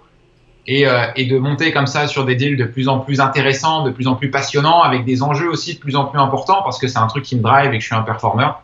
Mais voilà, c'est vraiment le truc qui me fait kiffer. C'est cool, merci pour le partage. On a Camille qui dit, et Camille, on comprend pourquoi tu l'as gardée. C'est pas que parce qu'elle est belle quand même. Je ferai ce que j'aime, qui aura peut-être changé en m'occupant de ma famille et en soutenant Thomas dans ses choix. C'est beau, mais quelle femme d'exception cette Camille. Moi j'ai le meilleur coach du monde, il est à la maison. Et pour l'avoir côtoyé, pas que sur YouTube, je peux vous confirmer que effectivement c'est un couple à rencontrer. Si vous les avez sur votre chemin, débrouillez-vous pour passer du temps avec eux. Ta citation préférée, mon Thomas, si t'en as une, c'est quoi? Toujours la même, hein. On est la moyenne des 5 personnes qu'on côtoie le plus. Mais certainement ça en fait. Tout à l'heure j'ai failli réagir quand tu disais ouais mais j'aime pas le show-off, j'aime pas le machin. J'ai dit mais comment est-ce que t'as pu tomber pote et passer autant de temps avec Enzo Honoré toi en fait? C'est l'autre partie d'Enzo Honoré, c'est le côté partage, le côté on fait les choses en groupe, le côté peut-être communauté qui t'a finalement soudé. On avait eu cette discussion du docteur Enzo et Mister Honoré, tu vois. Et je t'avais dit, genre, moi, il y a une partie de toi qui me rend fou parce que j'ai l'impression que t'es schizophrène dans ce truc-là, tu vois, et que je l'ai été d'ailleurs, je pense, pendant un moment quand même. J'étais triste pendant un moment avec ces histoires de double personnalité. Ouais, alors, moi, je pense que. Je crois qu'il y a Camille qui crie derrière. Oui, Camille, elle est là derrière. Oui. Il y a beaucoup de valeur pour moi. Non, elle a dit non, il nous a pas cru. Elle a dit ça. Oui, papa, il nous a pas cru quand on lui a dit. C'est vrai. Mais moi, pour moi, il y a énormément de valeur à ce que mes proches et mes amis me disent les choses en face, telles qu'elles sont ou telles qu'ils les ressentent. Et je le prends comme je veux le prendre. C'est un cadeau. Tu fais ce que tu veux avec ça. Et pour moi, c'était vraiment important de te dire les choses comme je les ressentais. Et c'est pour ça que je te kiffe, tu vois, parce que genre, il y a des trucs qui sont formidables chez toi et il y avait des trucs qui étaient incroyablement agaçants aussi à certains moments. Et du coup, il fallait que je te le dise, il fallait que ça sorte parce que ça me faisait serrer, quoi. Donc, ouais, le mieux, c'est que vraiment tu puisses ressortir de ce truc si ça peut t'aider et que ça peut te ressortir grandi au moment où tu l'as. Et si tu fais la même chose pour moi, c'est ce que j'attends de ta part, tu vois. Que tu en dises autant pour moi, ça me fait kiffer aussi. Tu vois. Bah écoute, en tout cas, l'asile m'a laissé sortir, donc visiblement pour l'instant, ça va. Thomas, t'es devenu un vrai lecteur en tout cas. Depuis que tu t'as acheté une Kindle, tu la lâches plus. C'est quoi ton livre préféré qui t'a fait avoir des prises de conscience de dingue? Mon livre préféré, moi j'adore les bios. Je pourrais citer 10 000 livres parce que j'en kiffe beaucoup. Ma bio préférée, c'est Total Recall de Schwarzenegger. Je trouve que sa vie est incroyable. Alors que je repasse du temps là-dessus, moi, sur Total Recall.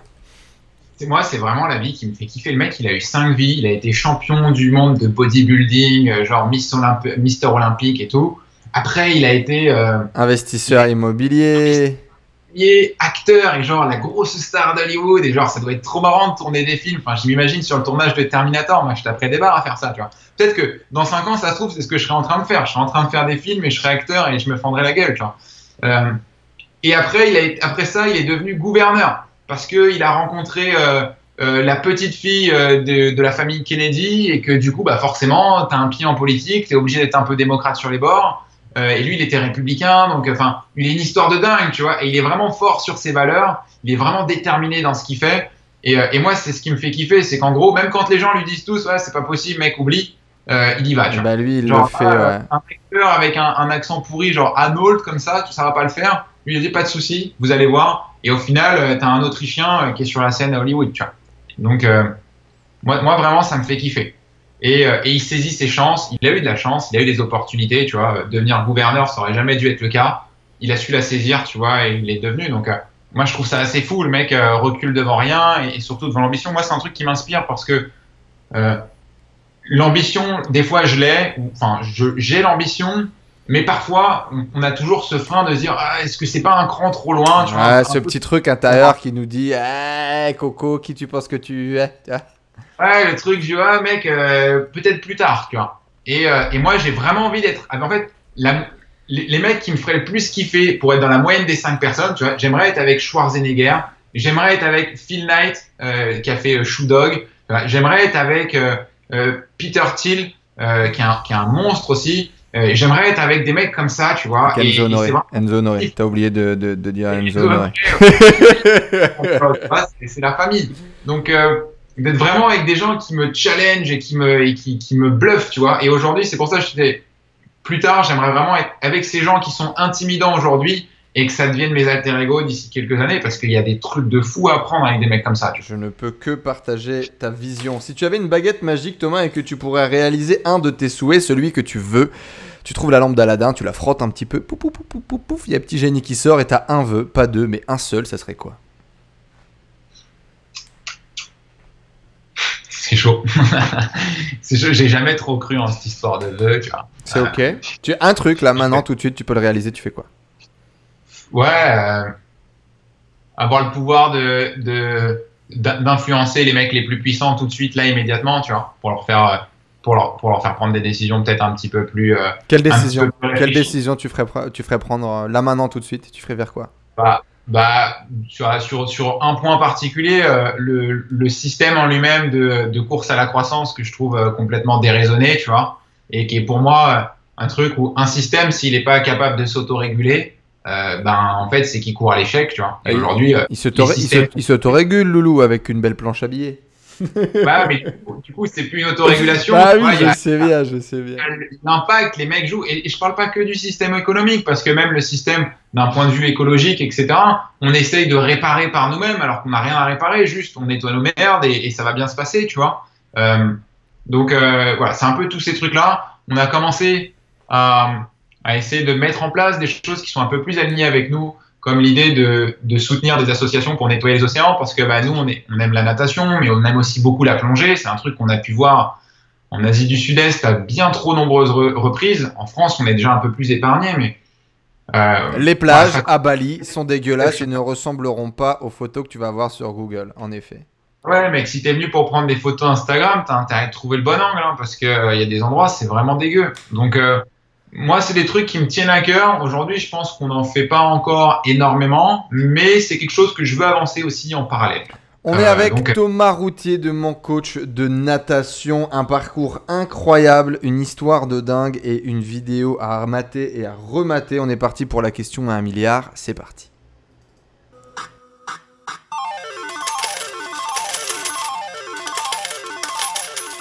Thomas, c'est la question à 1 milliard, nous la posons à tous nos invités. Est-ce que l'on est entrepreneur ou est-ce qu'on le devient? On le devient, mais c'est sûr. Moi, je suis pas né entrepreneur. Mes parents, ma culture, j'ai toujours en plus, quand il y avait le moindre problème, il y avait toujours ma mère pour me dire « T'inquiète mon chéri, je vais le faire pour toi », tu vois. Enfin, même en art plastique, je me rappelle d'un truc, tiens, tu veux un truc gênant? Alors, on va finir par une histoire gênante. En art plastique, j'étais censé faire un totem pour la classe de 4e, je crois. Et évidemment, j'avais déjà ce grand pouvoir de délégation. C'est-à-dire que j'ai dit à ma mère, écoute, ce totem, je le sens pas, est-ce que tu veux bien m'aider? Donc, je commence les 3 premières minutes avec elle et elle me fait un totem. Évidemment, je crois qu'il fallait faire un totem de 20 cm et je lui dis, vas-y, c'est 1m20. Et elle était partie, elle me fait un totem d'1m20, elle y passe 3 jours, elle met sa vie dedans. Moi, je fais rien, moi, je suis loin, je suis en train de jouer et tout ça. Et j'arrive à l'école, like a boss, regardez ce que j'ai fait, c'est moi le patron et tout ça. Mais je suis pas né entrepreneur, tu vois, j'ai vraiment été un assisté toute ma vie. Qu'est-ce qui t'a fait devenir du coup, Alain? Le fait d'être dans une situation qui était beaucoup trop merdique pour que je puisse y rester dedans, tu vois. Moi, la situation que j'ai vécue, c'est-à-dire à l'échelle de plein de gens, c'est que dalle, tu vois. Mais en fait, faut toujours comparer par rapport à ce qu'on a vécu. C'est-à-dire, j'ai toujours vécu chez papa-maman. J'avais toujours tout pour moi, donc j'ai jamais manqué de rien. J'ai des parents merveilleux qui m'ont accordé une confiance incroyable et qui ont construit une estime de moi qui est très forte. Et ce pourquoi je pourrais être reconnaissant jusqu'à la fin de mes jours. Mais le jour où je me suis retrouvé un peu, alors pas tout seul parce que j'ai jamais quitté le domicile de chez mes parents et je me suis retrouvé chez Camille directement. J'avais trouvé Mais ma vie était devenue quand même assez sombre. C'est-à-dire que j'avais toujours prétendu devant mes parents, mais moi, je trouve que travailler ce que vous faites, c'est de la merde. Je trouve que ça vous fait chier votre boulot, vous êtes bien con de pas vous être barré, tu vois. Et t'as répliqué la même chose finalement, c'est ça? Et j'étais en train de tomber dans le même modèle et j'étais en train de me dire, mais je déteste ce que je fais. Je déteste surtout la manière dont je le fais parce que enseigner la natation, ça me plaisait, mais tous les trucs à côté me faisaient chier au possible. Et j'étais avec des gens qui m'inspiraient pas du tout. Et je me suis juste dit, mais en fait, mais sors de là, tu vois. Et il y a eu, bien entendu, il y a des marketeurs qui sont presque, c'est pas des anges gardiens, tu vois, mais qui viennent te mettre le petit message qui va bien au bon moment pour t'appuyer sur la douleur, te mettre le nez dans la merde et te dire à quel point ta vie aujourd'hui elle te plaît pas, mec, fais quelque chose. Et si tu veux, je peux t'aider à le faire. Et ça m'a juste permis de m'ouvrir des horizons. Et à partir de là, ouais, je kiffe trop ce que je fais, tu vois. Donc, moi, en fait, pour être entrepreneur, faut le devenir. En fait, faut aimer relever des challenges, tu vois. Et après, entrepreneur, pas entrepreneur, c'est une question de chance aussi, tu vois. T'as l'opportunité de le devenir ou pas, quoi. Et tu penses que l'opportunité, elle peut se créer? L'opportunité, elle va se créer. C'est-à-dire que tu vas mettre toutes les choses possibles en place pour le devenir, mais il y a une part de chance. Enfin, on peut pas le nier, tu vois. C'est laquelle? Je sais pas si tu as lu Outliers de Malcolm Gladwell. Non. C'est un bouquin. Quelle est la part de chance, du coup? Hein? Quelle est la part de chance, selon toi? La part de chance, c'est de quel milieu social tu viens, dans quelle situation tu es actuellement. Toi-même, tu le disais, rien ne te prédestinait à. Et pourtant. Rien ne te prédestine à, mais en fait, ça a une énorme influence sur ce que tu vas faire et sur la capacité à mettre en place ces choses-là. Tu vois. Si je regarde les gens que je côtoie autour de moi, on est quasiment tous ou presque d'un milieu social qui est assez proche. On a tous ou presque à peu près le même âge. Allez, on a des gens un peu plus vieux, mais toi, t'es de quoi, de 92 comme moi? C'est quand même marrant qu'on soit de 92, tu vois. J'étais persuadé, en fait, on n'est pas pour être entrepreneur, mais par contre, il y a une grosse part de chance. Et juste pour faire le topo par rapport au bouquin de Outliers de Malcolm Gladwell, il explique que le top 20 des fortunes de l'histoire du monde, qui sont une grande partie avec des Américains, il y a un tout petit groupe d'individus qui est né dans un espace de 8 ans, un petit peu avant les années 1900, tu vois. C'est les Henry Ford, c'est les Carnegie et compagnie. Bah ouais, mec, ils sont pas nés pour être entrepreneurs, mais ils ont eu la chance de naître dans le bon range de temps, avec les bonnes conditions sociales qui vont bien, avec le terreau fertile, etc. Donc il y a forcément une part de chance. C'est comme un arbre pour qu'il pousse, tu vois. Il pourra faire toute la volonté, il faut la détermination, il faut créer ce terreau et cet environnement fertile, mais il faut aussi ta part de chance, et ça sert à rien de le nier, tu vois. On a tous de la chance d'être là où on est, tu vois. Toi comme moi, on a une chance, on a le cul bordé de nouilles, d'être né au bon endroit, au bon moment, et d'avoir rencontré les bonnes personnes. Ouais, je reste quand même persuadé que c'est une force quand même que l'on développe, que l'on crée, quoi. Malgré un terreau, malgré une chance, malgré une évidence, dans tous les cas, ne serait-ce que d'avoir un passeport français. Après, il y a ce que t'en fais, quoi. Voilà. C'est pour ça, je suis complètement d'accord avec toi. Il faut les deux. C'est un travail permanent, une remise en question permanente. Tout le monde n'est pas fait pour ça. Mais il faut ce petit brin de chance supplémentaire. Sinon, ça ne marchera pas. Et si tu es convaincu que tu vas tout réussir à la seule force de ta volonté, c'est bien, mais... Quelle est la réalité? Ouais, faut te confronter à la réalité le plus tôt possible, quoi. N'hésitez pas, les amis, à balancer quelques questions. Là, on est déjà dans les petites minutes de rab. On vient déjà de passer l'heure et demie. On va pas garder Thomas beaucoup plus longtemps. N'hésitez pas à mettre quelques questions en FAQ, comme ça on y répond tout de suite en live. Thomas, selon toi, quelle est la part du développement personnel dans ta vie en tant qu'entrepreneur?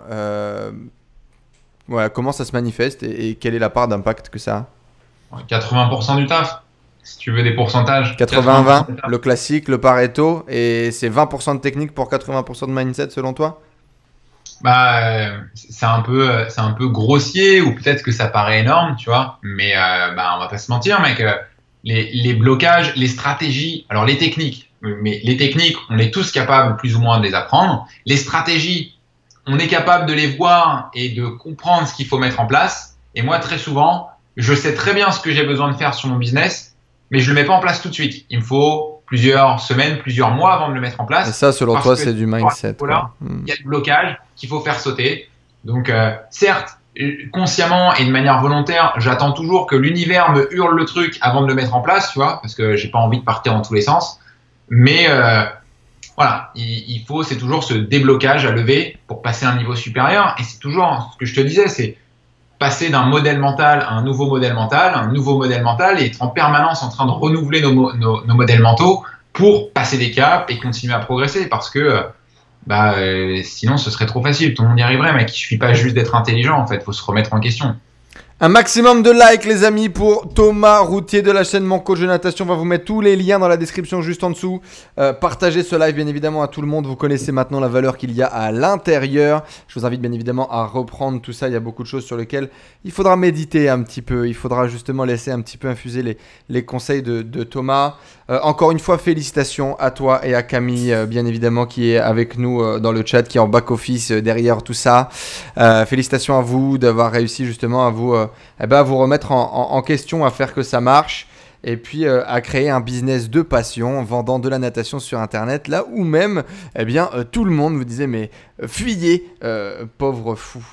Thomas, une dernière petite question pour toi, c'est quoi ta définition d'une tribu ? Et il y aurait pas mal de trucs. Moi, je reprendrais ce qu'a dit Seth Godin, un sentiment d'appartenance qui est très fort, parce qu'on s'identifie à des valeurs communes et à un ennemi commun. Pour moi, l'ennemi commun est presque aussi important, tu vois. Ouais. Donc, c'est vraiment comme ça que je la définirais. C'est un truc qui me parle beaucoup. Je voyais la question de Fabrina, est-ce qu'on est avec le mindset de l'entrepreneur ou ça se travaille ? C'est un travail permanent, et je vais rebondir là-dessus. Le meilleur moyen de le travailler, c'est de côtoyer des gens inspirants. Je crois que commencer par des livres, c'est le moyen d'être d'avoir le plus rapidement accès à des gens qui sont inspirants et qui sont pas forcément accessibles dans un premier temps. Le livre d'Enzo est très bien à ce sujet. Millionnaire Mindset, il en parle bien. C'est vraiment, si tu veux te connecter directement au cerveau d'Enzo, c'est facile de le faire. Il suffit de lire son bouquin. Si tu veux te connecter au cerveau des gens qui t'inspirent, c'est la même chose. Total Recall va te mettre des patates dans ta tête en termes de mindset. Total Recall que tu recommandais tout à l'heure en termes de mindset, c'est des patates.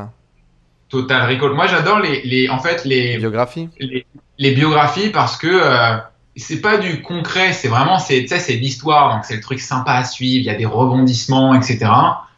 Mais t'as tout le mindset du mec qui est dilué dans le bouquin et qui traverse les pages et qui te heurte à chaque fois, tu vois.